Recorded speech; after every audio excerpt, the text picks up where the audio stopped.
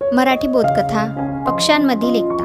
वडाच्या झाडावर शेकडो पशुपक्षी खूप वर्षापासून राहत होते। या पक्ष्यांमध्ये खूप प्रेम होते। एकदा एक शिकारी त्या झाडावरच्या पक्ष्यांना पाहून विचार करू लागला, जर या झाडाच्या खाली जाळे लावले तर खूप पक्षी फसतील। झाडाच्या वर म्हातारा कावळा बसला होता। त्याने या शिकाऱ्याला पाहिले। त्याला जाणवले की सर्व पक्ष्यांचा जीव जाणार आहे।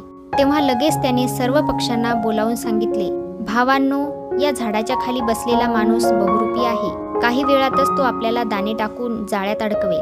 त्या दाण्यांना तुम्ही विष समजा, कारण या दाण्यांना खाण्याचा अर्थ म्हणजे जाळ्यात अडकणे।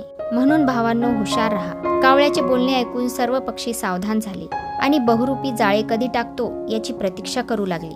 तेवढ्यातच अचानक जंगलातला कबुतरांचा थवा त्या झाडावर थांबला। त्यांनी कावळ्याच्या बोलण्याकडे दुर्लक्ष केले। दाणे दिसल्यामुळे त्यांच्या तोंडाला पाणी सुटले, कारण ते खूप उपाशी होते। म्हणून समोर अन्न पाहताच त्यांची भूक वाढली। भुकेने व्याकुळ झालेली कबुतरे बहुरूप्याच्या जाळ्यात अडकली।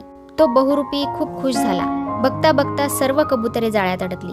तेव्हा त्यांना कावळ्याचे बोलणे आठवले। स्वतःच्या चुकीनेच कबुतरे शिकाऱ्याच्या जाळ्यात अडकली होती। कबुतरे रडत होती, कारण त्यांना समोर मरण दिसत होते। कबुतरांच्या सरदाराने त्याच्या साथीदारांना उदास पाहिले। तेव्हा तो म्हणाला, अरे मित्रांनो, असे उदास का बसले आहात? संकट आले की घाबरून चालत नाही। संकटात बुद्धीने विचार करावा। बुद्धिमान लोक सुखदुःखाला समानच समजतात। म्हणून आपण सर्वांनी एकत्र येऊन संकटावर मात केली पाहिजे। आपण हिमतीने हे सर्व जाळे घेऊन उडून जाऊया। जर आपण यावेळी हिंमत दाखवली तर आपला जीव वाचू शकतो।